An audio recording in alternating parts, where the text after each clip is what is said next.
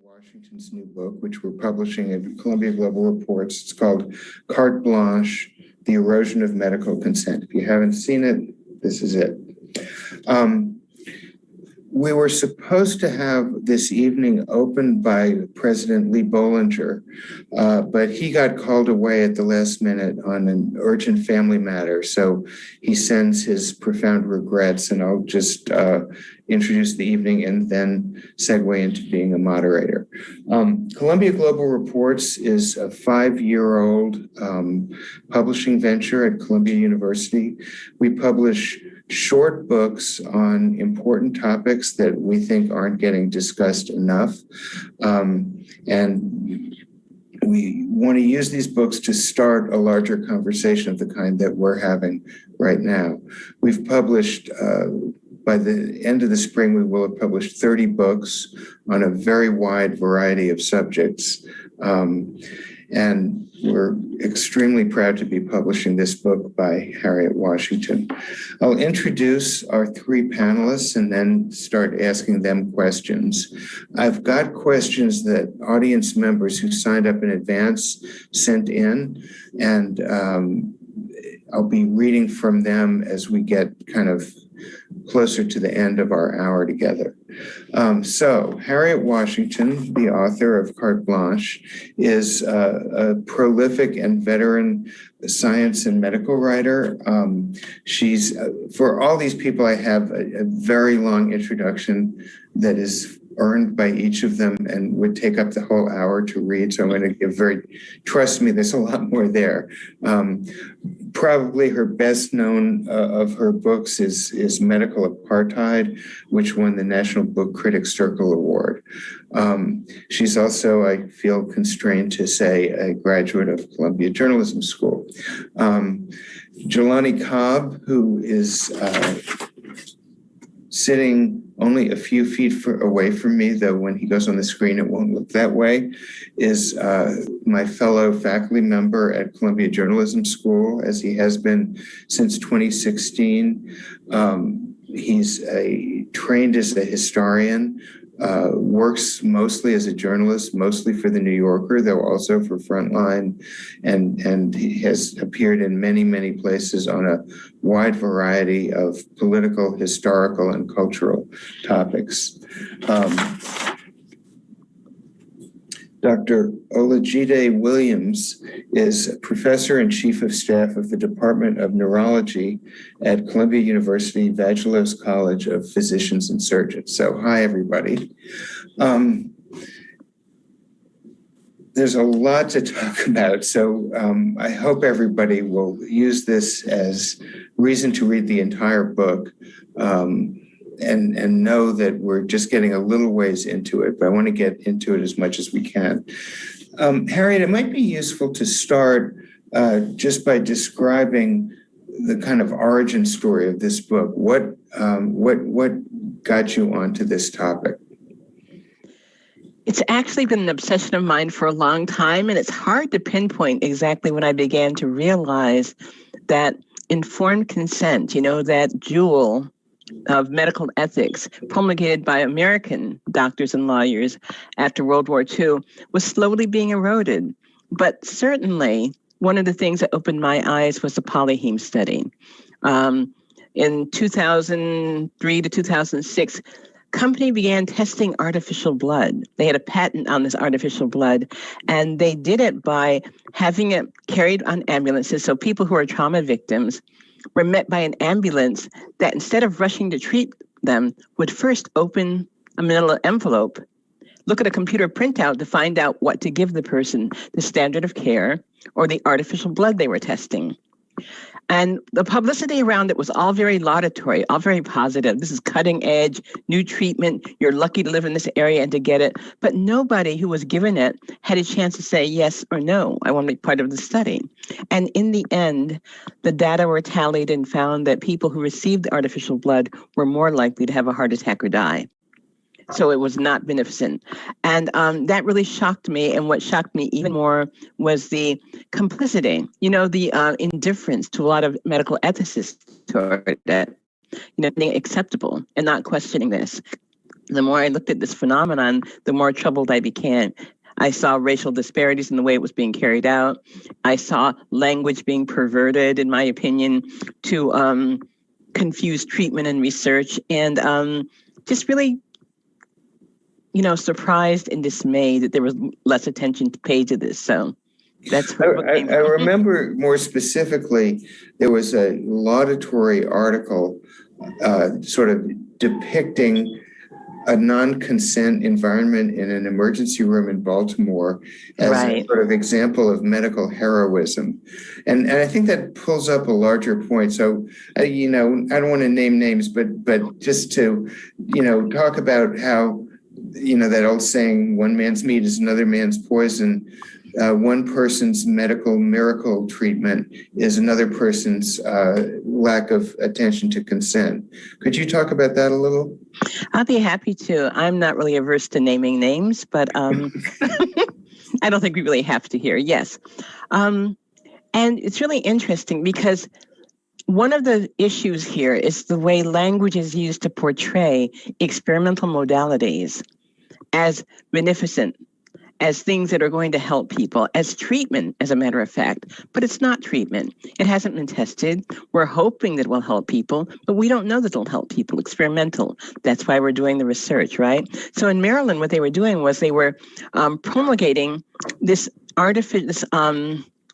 inducing hypothermia, usually regarded as a medical emergency, in order to try to prolong the lives of gunshot victims. And they promoted it again as a cutting-edge treatment that the people in Baltimore were lucky to be able to have offered to them. But it wasn't treatment. It was an experiment. It is an experiment. And, hypothermia is known to be fatal. It's usually treated as, I said, medical emergency, but they were inducing it in people. And more than that, the article said they were targeting Black men, young Black men. And that puzzled me because if being a gunshot wound victim were indeed a reason to be experimented upon in this manner, why would you target Black men? There was vague language along the lines of, they have high rates of gunshot wounds. It's true, it's America. We all have high rates of gunshot wounds. But when I looked into the data for 2016, I found that 9,000 white men had succumbed to gunshot wounds that year, but only 6,000 white men. So if indeed it were a rationale for the experiment, they should have been recruiting white men, not Black men. So there are a lot of troubling things here, a lot of suggestions that simply are not so. It's simply not the case that hypothermia is known to be efficacious and safe. It's simply not the case that there's a case to be made for Black men because they have higher rates of gunshot wounds. So, very often when you see something presented as possibly beneficent, possibly harmful, I look at the beneficence and I often see not that, but I see semantics, being used to present something as helpful when really there's very little evidence of that. And that's what I saw there. It's a feature of a lot of the studies I write about. Jelani, I want to go to you for, I guess, Harriet mentioned sort of targeting Black men with that particular treatment, but that's not something that only happened once in Baltimore, and there's some history here. So could you talk about that history a little bit? Sure. I mean, Harriet has done such a great job of laying all of this out in her previous work, but, we can't really have a conversation about these dynamics without talking about context and history. And, the fact that our bodies, not specifically Black men, but Black people, our bodies were stolen, actually doubly stolen. We're stolen in the institution of slavery and then, often purloined after death to serve as cadavers for medical schools. And so the tradition of medical knowledge coming at our expense is a long one and a deep one. And, just in New York City, we had this kind of contentious debate about the monument to J. Marion Sims, the right. gynecologist, which was on Fifth Avenue. And the non-consensual, there's a second monument to him, by the way, outside the South Carolina State House. And so when there was the issue of taking down the Confederate flag after the Emanuel AME massacre, I went to the Capitol grounds and saw that there was a monument to Strom Thurmond, a monument to Ben Tillman, who was a former governor who bragged about having led lynching parties, a monument to J. Marion Sims. And I was like, oh, you can start with that flag, but you have a whole lot more to do before the day is over. But nonetheless, he did non-consensual medical experimentation on Black women, gynecological experiments. And the most well-known is Tuskegee, the experiment that went from 1930s into 1970 or so, of Black men who were infected with syphilis and were led to believe that they were being given treatment and were not. They were being observed. It's a gross metaphor, for what our relationship to many of these medical establishments have been. I think that when we talk about, the so-called vaccine hesitancy now or any of the other things, it's such a long, ugly history that it's impossible to parse out, what happened then from how the attitudes that people have now. I just throw in a possibly relevant anecdote. Many years ago, 3 decades ago, I wrote a book about the development of SATs and other standardized tests. And so, in trying to understand the differentials in scores by race, people would say, well, they have all these words in the questions like yacht and antique. So they did a study of what question content produced the biggest racial difference. And what they found was, I don't know if this is still true, anything about medicine produced these huge differences between Black and white respondents in how they answered the question, indicating an entirely different consciousness by race about medical stuff.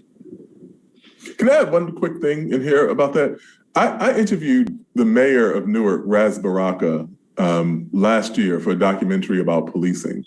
Obviously, this was after George Floyd. This is after Breonna Taylor. There's a very clear reason why we're talking about this. And in the middle of that conversation, he said something that was astounding and kind of stayed with me. He said, every year, there's more Black women who die in the maternity ward than who die at the hands of the police. And he was saying that we're talking about one set of institutional relationships, relating to policing, but the nefarious multiplier effect of our relationships to the medical establishment likely have as much impact as the criminal justice system does, if not more.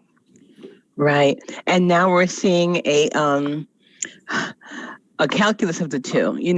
Policing is now part of the problem in terms of medicine as well. The ketamine experiments were non-consensual. And Elijah McCain died after he was given ketamine by ambulance attendants who often say the police urged them to give them medication. So we need to reel that one back and start us with what's ketamine in the first place. Sure.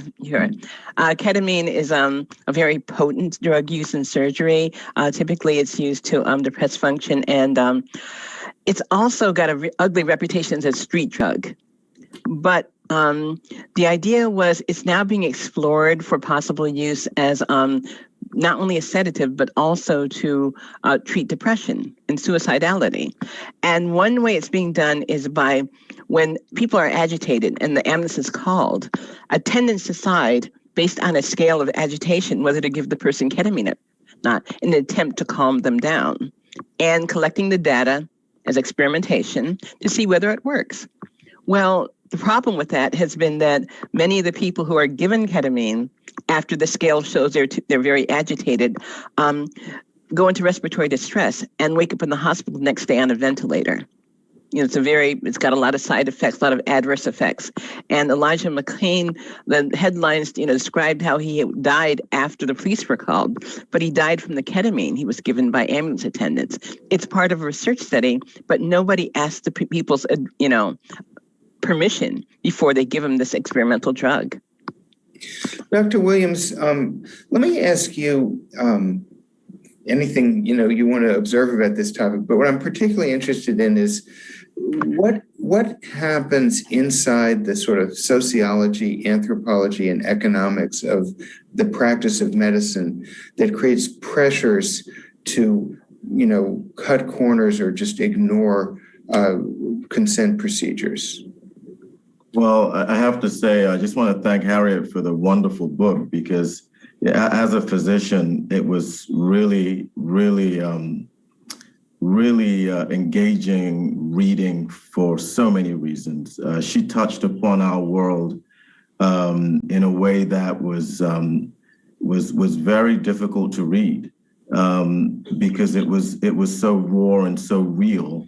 And it really encompassed all the human conflicts and all the challenges that we face when working in a fundamentally unjust system. I have to say that the U.S. healthcare system by design is inequitable. It was based on an employee-based system. It's a profit-driven enterprise. And so by design, we're dealing with the wrong incentives. And that's why, I also like what Jelani said about really comparing, the injustice in the police system with the injustice in the healthcare system, because, it always reminds me of something Martin Luther King said. He said that of all the forms of inequality, that injustice in healthcare is the most shocking and inhumane. And we don't talk about it. And we don't talk about it because the relationship people have with their physicians is a sacred relationship. The vulnerability people have when they're sick is a difficult vulnerability to cast into the light of an injustice.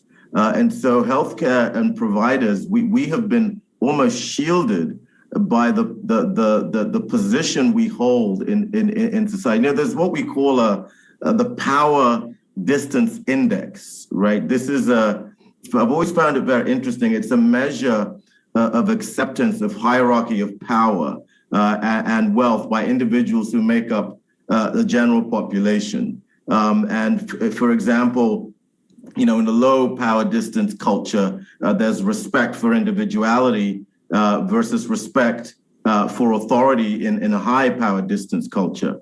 And one of the things that we know is that these power distance indexes reflect how much a society believes that inequalities among people are acceptable. But where I'm going with this is that I would argue that the relationship between a patient and a healthcare professional can be influenced by this power distance index. The patient-doctor relationship is not on a level playing field. And patients need to speak up, and they need to be engaged, and they need to be empowered in order to utter concerns or preferences to avoid disaster. So this power distance is a real barrier. And in fact, it's been shown to be an inverse predictor for patient empowerment. And I say this because when you think about the research and the way research is designed, it's filled with conflicts. It's filled with physician conflicts. If I'm running a study, I'm responsible for recruiting the patients. I'm responsible for obtaining consent from the patients. And in most situations, if you're doing research as a physician, you're being funded by the research entity. It could be a pharmaceutical company, or it could be the federal government, the NIH, the CDC, et cetera. And in these situations, a proportion of your salary is coming from this funding. And so your livelihood is dependent on this funding that you are receiving, which is also dependent on your research being successful.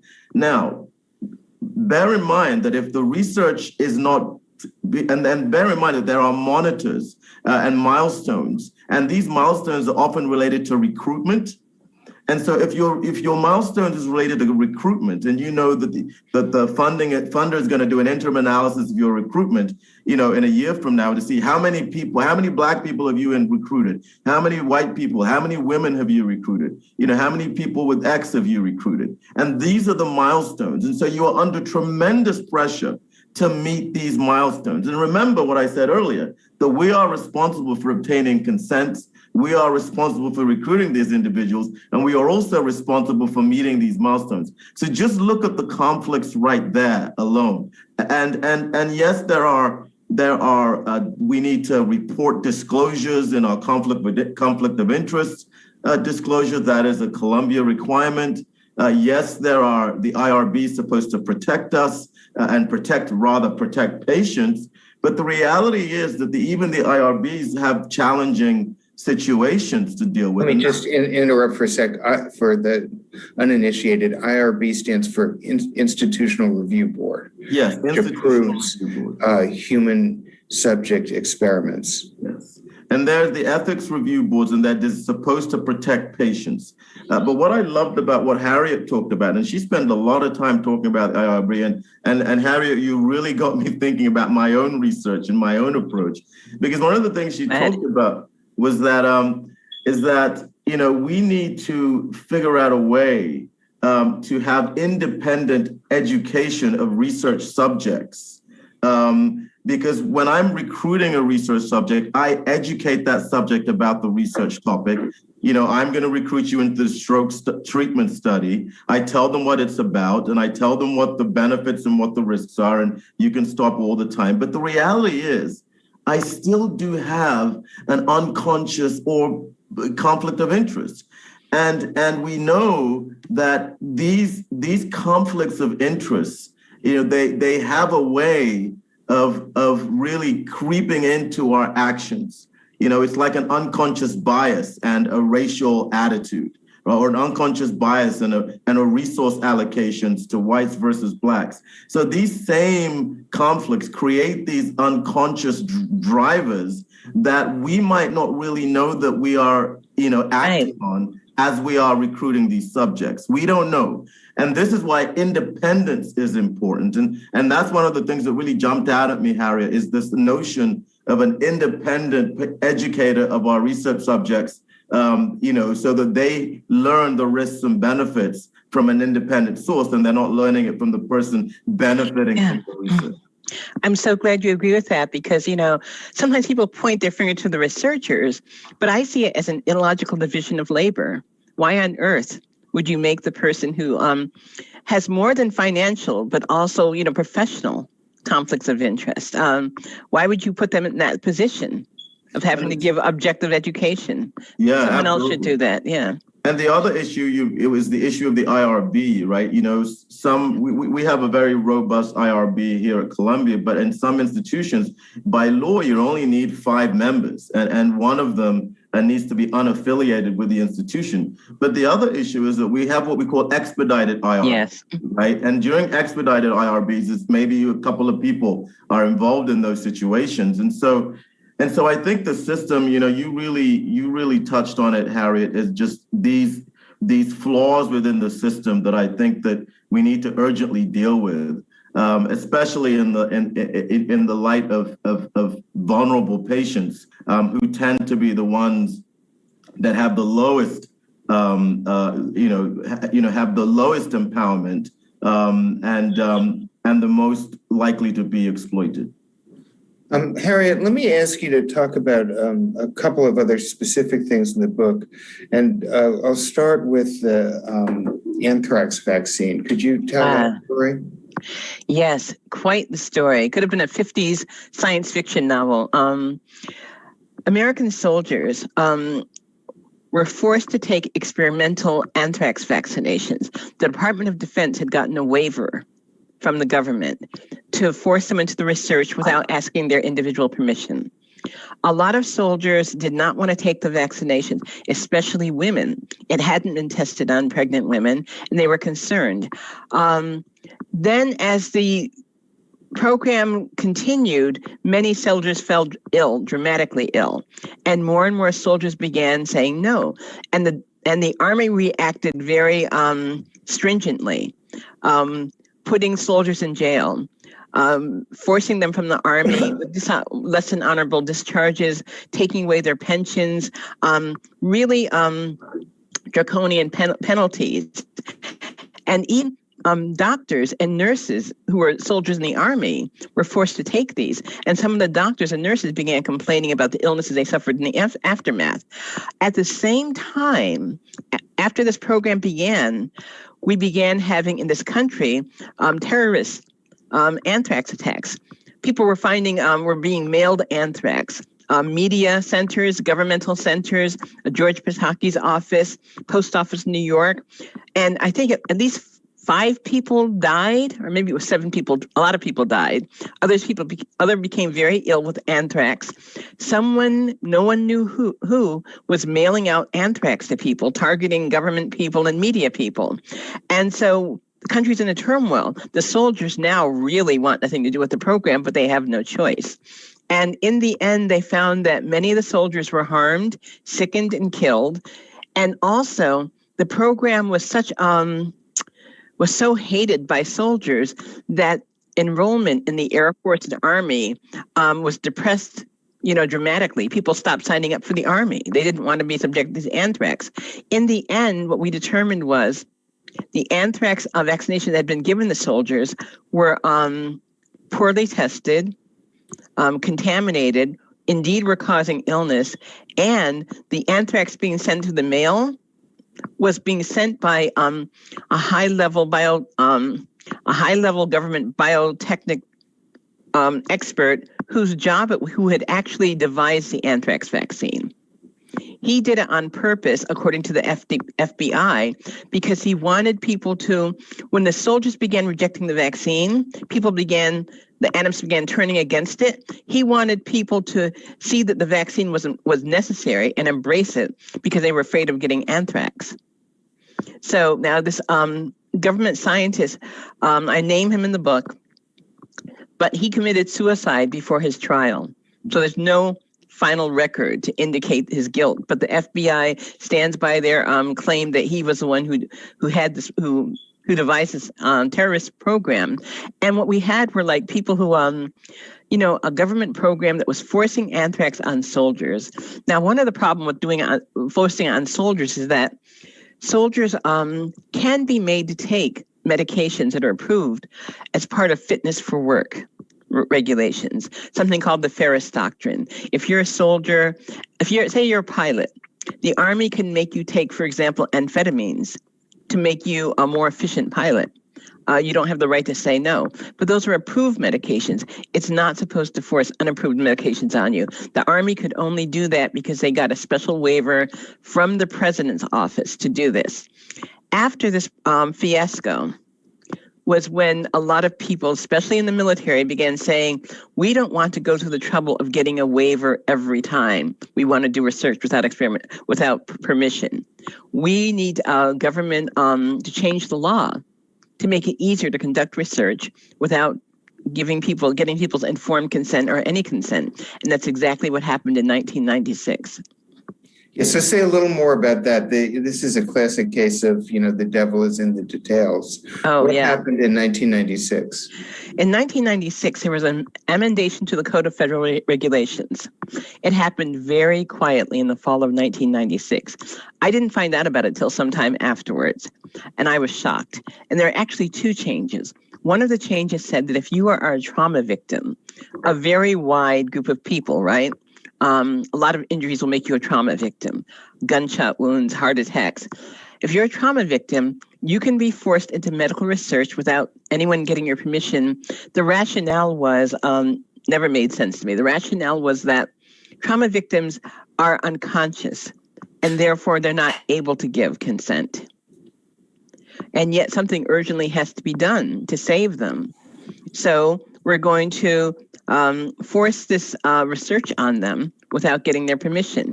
Now, one of the ways in which this was often couched, the language was, instead of calling them research subjects, it would call them patients. And instead of talking about the experimental modalities as just that, they would call it treatments. So very suddenly, the implication was that we're treating people. We need to do this to treat people, but that's not true. Because frankly, if you were dealing with it, if you have a trauma victim and they can't give their consent, what you should do ethically is simply treat them like you had no research study to worry about. Give them the standard of care. That's what should have been done. And yet, language was suddenly used, and there's a lack of opposition. You would think that medical ethicists would be concerned about this. Only a few were verbally. Jay Katz, a very important medical ethicist who passed away now. He was at Yale Medical School. He was a very important and who loudly complained about how inappropriate this was, how unethical it was, how we were using groups of people as research subjects without, getting their permission. And it has destroyed, something we've held sacred since Nuremberg. And, but he was the only one, frankly. There were others who might have complained, but I couldn't find papers by them. People weren't actually listening to other people. And the people I spoke to, who I would have expected to be concerned about this, would often dismiss it to me by saying, oh, but we use it so rarely. It doesn't happen very often, which is not an ethical defense. There's also, you bring this up in the book, there's a kind of opposite problem. So one problem is, giving treatment without consent. And another problem is withholding treatment without consent. But we're not talking about treatment. Treatment is something that you give to a patient. And when you're a patient, you have rights you don't have as a subject. If you're a patient, you expect your doctor will treat you with the thing that's going to be personally most helpful to you, most likely to heal you, most likely to preserve your health and wellness. But as a research subject, you can't expect that. As a subject, you're essentially there to benefit other people. They can certainly hope that it'll benefit you as well. That often happens. But the point of the study is not to tailor care to you. The point of the study is to find something that may benefit people in the future. So, actually, they weren't. So that wasn't a question of giving people treatment. It was couched that way. The real question was, are you going to let people become experimental subjects without telling them exactly what you're doing? Mm-hmm. Let me ask I'm sure our audience, which I can't see, is thinking about topic A, which is the pandemic and everything related to that. So I'd like to just throw out to all of our panelists, in light of Harriet's concerns about consent, how are we doing as a country and as a world in handling this pandemic? Well, I can start. Well, I can say that we made a lot of mistakes, especially in the beginning of the pandemic. It was like the end of the world for us on the front line when the pandemic hit in New York City. I was there on the front line, and we didn't know. We didn't know what we were dealing with. We didn't even, at one stage, we weren't even sure whether we needed to wear masks or not wear masks. We didn't have enough supplies. We lacked PPEs. We didn't have enough tests. Patients were pouring in. Our emergency rooms were overflowing. People were dying all around us. A lot of us physicians, I'm a neurologist, and I was given a COVID unit to run. We were all converted into COVID physicians. And we were just dealing with, it was that much. It was like the end of the world, Nicholas. And in that situation, we started creating ICUs all over the hospital. We had pop-up ICUs. We more than quadrupled or quintupled our ICU capacity by just converting regular units into ICUs. And then we had people dying all around us. I mean, there wasn't a day that we weren't seeing people die. And then we have what we call a code. Where a patient stops, his heart stops beating, and then, about 8 of us will descend in the patient's room, and then we would resuscitate the patient. We would put a endotracheal tube down to support the patient's breathing, and then we would do chest compressions and defibrillate the patient. And we were all very exposed because, it's you get aerosolized the COVID Many of us, including myself, came down with COVID. Wow. I had a colleague that committed suicide. I mean, it was like the end of the world. It was like the end of the world. And so in that situation, we were running out of ventilators. In that situation, we made some ethical mistakes, in my opinion. And I think Harriet really described them pretty elegantly in the book. Some of those mistakes were related to rationing. The rationing of ventilators, for example. You have an old 90-something-year-old individual with multiple comorbidities, maybe dementia, and you have a young person who is healthy, 40, young family, starting off his life, and you have one ventilator left, and you have to decide, or you don't, you just give it to the person who gets there first, but they're both right there. And in the emergency room, you have to put one of them on that last ventilator. And so we were faced with very challenging situations like that. And it was an ethical nightmare. And one that, just our training was just insufficient to handle. I don't think we get enough, bioethical training in medical school and through our residency. We call ethics consults. But I think there were a lot of challenges, and I think a lot of mistakes were made during that time in terms of how we triaged patients, how we rationed the supplies, how in some cases we even try to protect physicians because we were nervous about exposing more of our physicians to because we had a lot of people calling out and we had patient load going up. And so it was a really hard time, and it was a scary time for us because, as I said, it was really like we were in a battlefield. Mm. And so I really, when I was reading Harriet books, it's just through that retrospective lens, you realize that there were a lot of mistakes that were made and things that could have been handled better. And I think that's one of the reasons why that we really need to increase training for physicians in this. I think everyone needs to read this book as a physician, quite frankly. I think we need to understand and anticipate these situations because we knew it was coming. If we really think about it, we're going to have another pandemic. Exactly. We're going to have another natural disaster. So we knew these things would come, but we weren't prepared. And as a result of that lack of preparation, there were some real ethical mistakes that were made. I gave this book, just making sure people get another view of the cover. I gave this book to my daughter, who is a nursing student. And I said that I wanted her to read it and get, this is my advanced copy, so I took it back from her after she read it. But but when it comes out, I'm going to buy, her own copy. And, I also told friends of mine in the medical profession about it.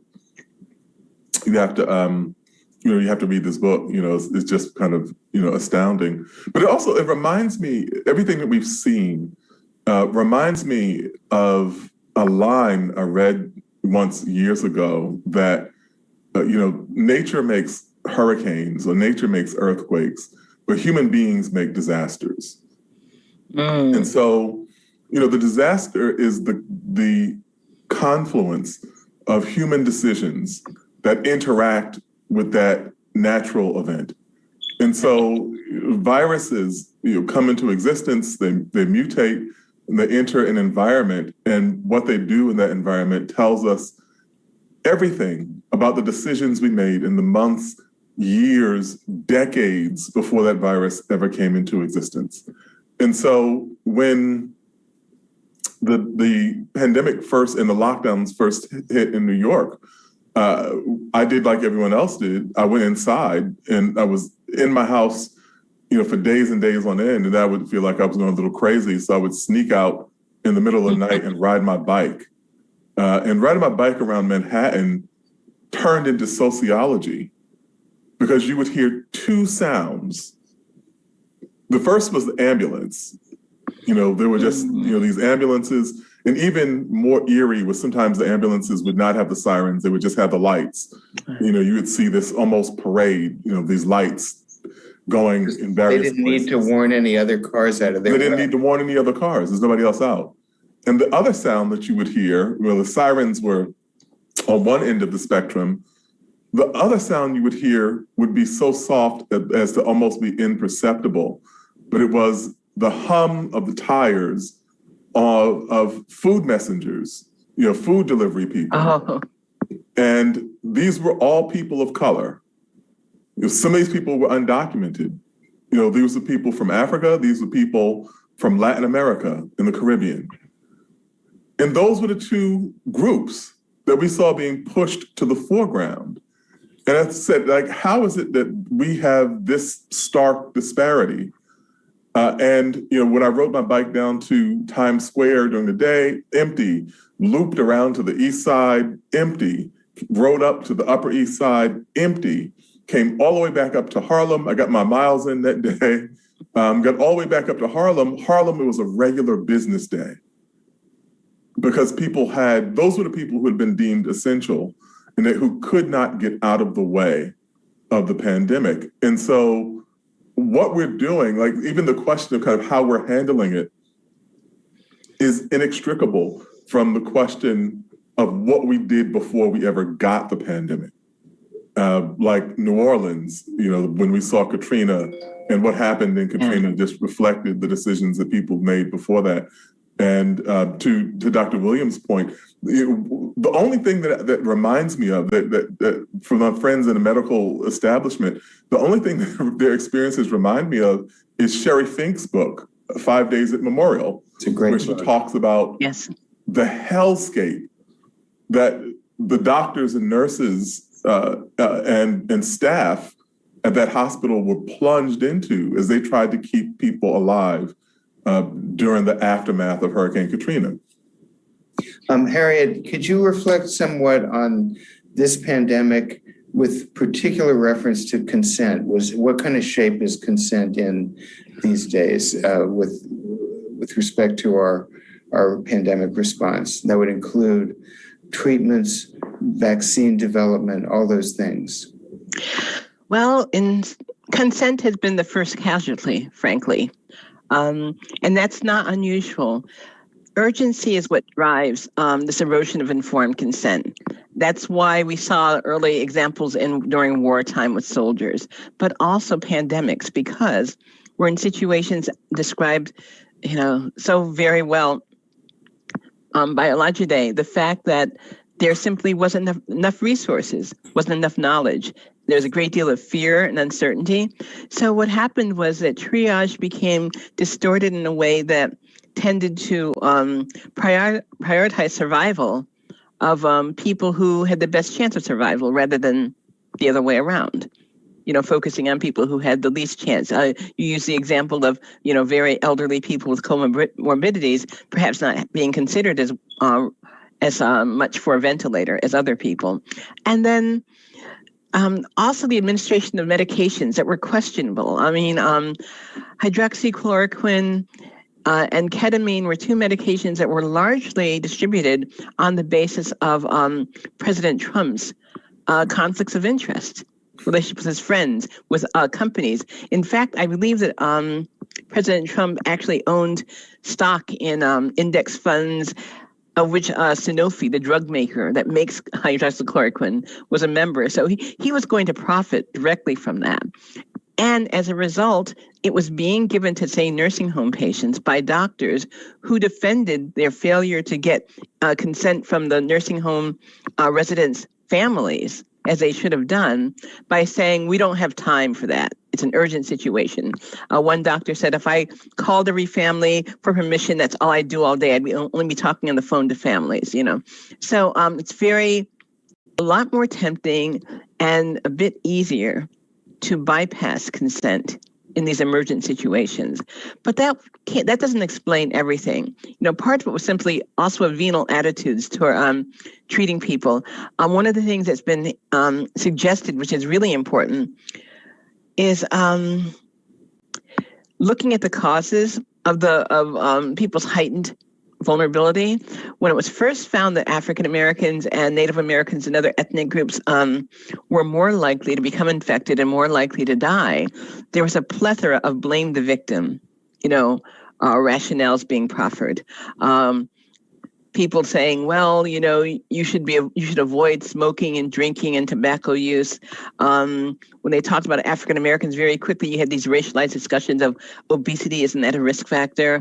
And a lot of factors that, first of all, were not demonstrated risk factors, and second of all, simply ignored the known risk factors.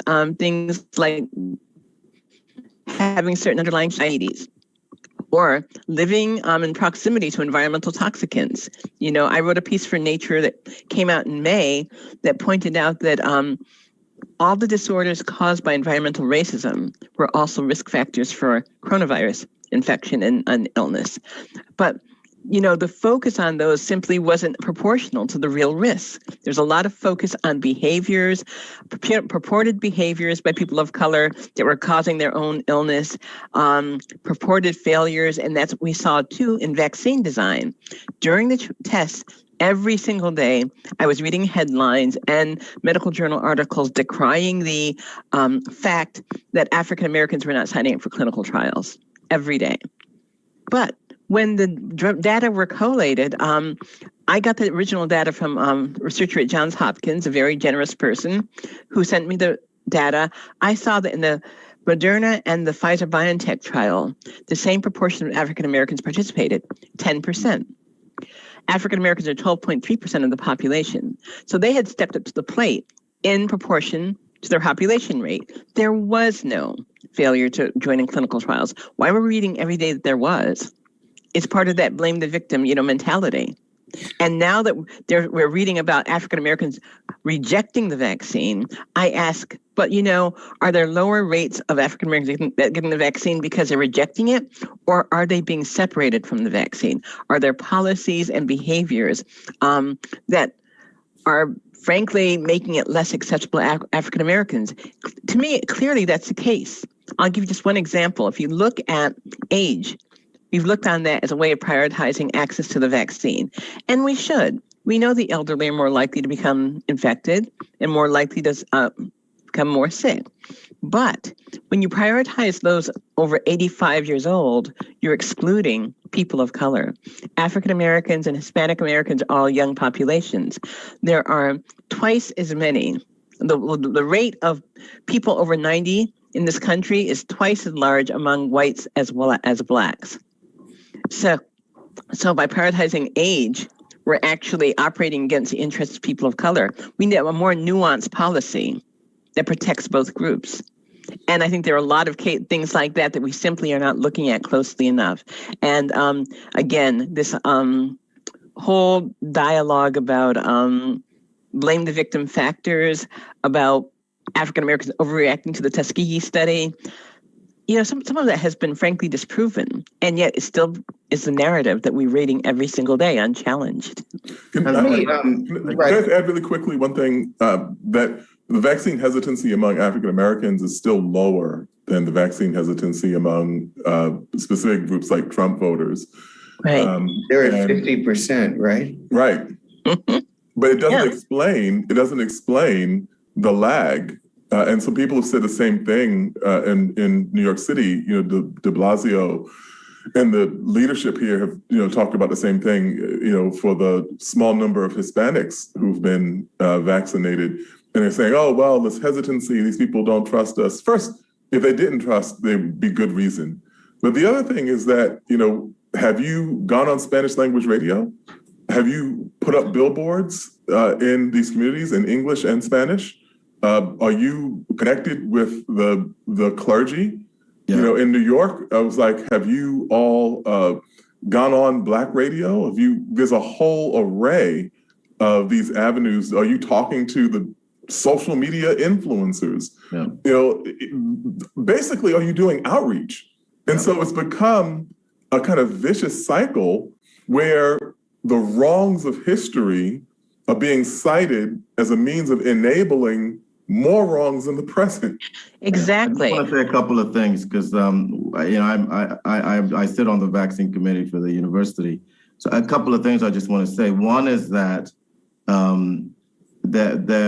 I agree in the misrepresentation, and I also agree that it's an information and approach gap, right? So if we have, as Jelani mentioned, if we have the right approach, the right, meeting folks where they are, using trusted messengers, clergy, for example, and having more people of color advocate for vaccines, providing the data and on the safety in a way, in a format that's tailored to that community. All of these, this information. The problem with public health, and I do a lot of work in public health, is we have a communication problem with communities of color. But the way we design these messages, we design them, not for communities of color. You can't have, a group of white families, doing things and showing things that are really not that are foreign to a Black family who might be struggling to put food on the table, for example. So you need to tailor your messages. We call it cultural tailoring. We use cultural adaptation frameworks to tailor messages to particular communities. You could be tailoring it to the Hispanic community. You might require language, the Native American community. And so one of the things that we haven't done very well in public health is culturally tailor these messages so that they resonate with these communities. And when we don't do that, we now say, hey, they don't get it. Hey, they don't want it.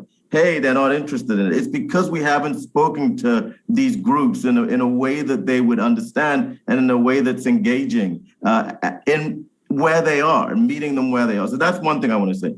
The other thing really quickly is with regards to access. Access is a huge problem right now because people can want to get the vaccine, but if you can't access the vaccine because of all the barriers in your way, then you're going to have disproportionate coverage in one neighborhood versus the other. And the truth is, in marginalized neighborhoods, access is not just, this isn't a COVID problem. I tell people that this isn't a COVID problem.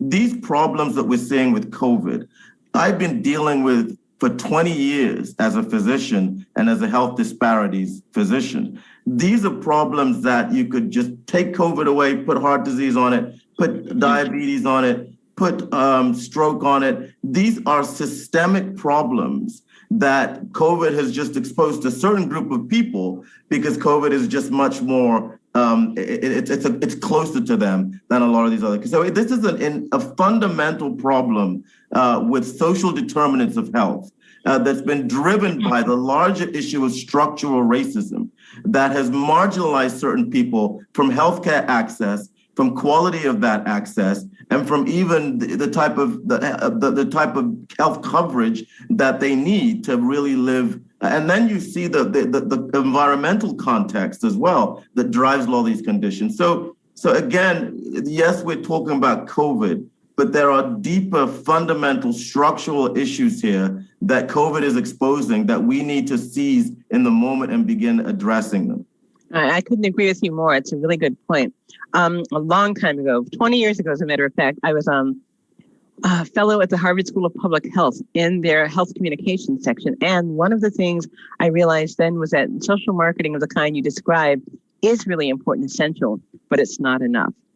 One of the problems in the way we communicate with people of color is problematic, and I think that's coming to a head now, is that when we do have people resistant to trusting the system, we interrogate their behavior. Well, you're avoiding some Tuskegee. And we know it's not true. Thomas Levis did studies at Hopkins years ago showing that people who had never heard of Tuskegee were more afraid of medical research than people who had. So we know that's not true. But the fact is that there are fears there that are linked to more contemporary events. contemporary events that get very little attention, so that when people bring them up or express their fears of them, they're dismissed as conspiracy theories, right? I mean, really dramatic things have happened in this country, like the CIA conducted sham polio vaccine studies in the developing world. You know, there weren't really polio vaccinations, but they were trying to find Osama bin Laden. They were taking people's DNA samples under the guise of vaccinating them. And then when they got what they needed, they left. Afterwards, people who were doing real polio vaccinations were driven from countries. Their access was barred, and 7 people trying to vaccinate others were killed in the developing world because they were suspected of being CIA operatives. This actually happened. In fact, the heads of several schools of public health wrote the government to protest about doing this.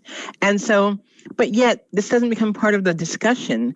And when you hear people who have learned about this, perhaps from reading papers like The Final Call, the Muslim newspaper, they might have read about it there. When they bring it up, someone says, oh, conspiracy theory. It sounds too absurd to have happened, but guess what? It didn't happen. And there have been a lot of problems with vaccine studies in the developing world that have gotten the attention of many African Americans here, but haven't been well publicized, so many whites may not know about them. It's something else we take consideration when we're doing our communication and social marketing. Can I add one thing? I know we're like right at time, but I want to say something I think is important that's also part of this conversation, which is the actual experiences that people have interacting with the medical establishment.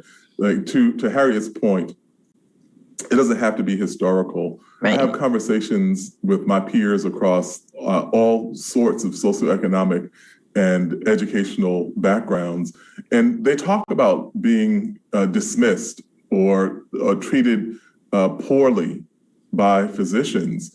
And so there's something which I'm ashamed of, but I'll say that because I think it's important to bring up.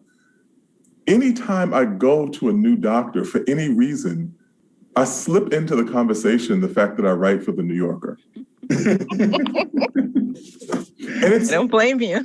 But it is like, it's a mechanism to say. Jelani, what you're saying is there's a report that was commissioned by Congress called it's the Institute of Medicine report. And it's a very famous report that chronicles all the research around physician bias. And what you're saying is true. There's a tremendous amount of unconscious bias among providers. And look, I'm a physician. I've seen it even among my colleagues, I'm afraid to say. And there's a tremendous amount of unconscious bias among physicians across this country. And the evidence of that was well documented in the Institute of Medicine report. And the dangers of it was well documented. And it ranges from an African-American patient not getting adequate pain control all the way through to an African-American patient not getting a right procedure. And it's there, and it's been shown that these physician biases influence actually have an impact on mortality and morbidity among Blacks. So it's a real phenomenon. I have to call time on this event, unfortunately. We obviously could go on longer, but we're at the time we promised to end. So thank you very much for coming. Thanks to all of you in the audience for coming. If you're interested in Harriet's book in particular or other books that we're publishing, all of which are great, go to globalreports.columbia.edu and you can order Harriet's book there. So thanks, everybody. And I hope this is the beginning of a conversation, not the end of a conversation. Thank you. Good luck. Thank you. Have a great night.